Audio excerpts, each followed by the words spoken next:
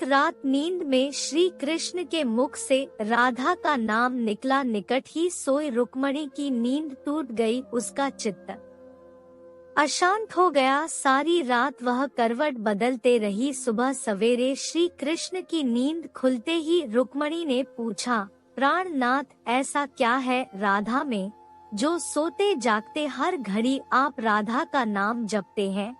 श्री कृष्ण मुस्कुराए बोले, जानना चाहती हो प्रिय? रुक्मणी ने हामी भरी, एक परीक्षा देनी होगी तुम्हें, कहो तैयार हो? श्री कृष्ण ने पूछा। रुक्मणी तैयार हो गई।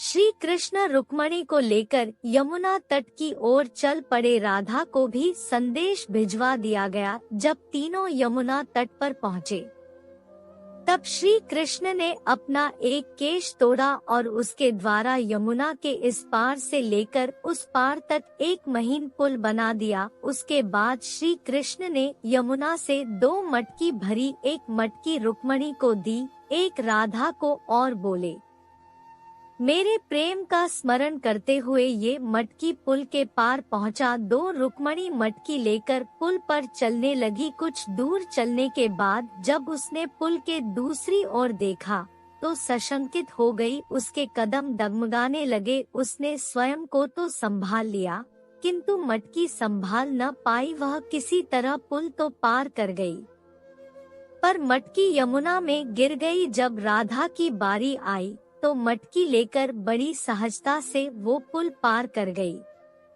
यह देख रुक्मणी चकित हुई। उसने राधा से पूछा, बहन, ऐसा क्या था तुम्हारे प्रेम में जो तुम मटकी लेकर यमुना पार कर गई? राधा ने उत्तर दिया, बहन, मैंने कहा यमुना पार किया, प्रिय के द्वारा मेरे हाथों में दी मटकी ने ही मुझे पार पहुंचाया।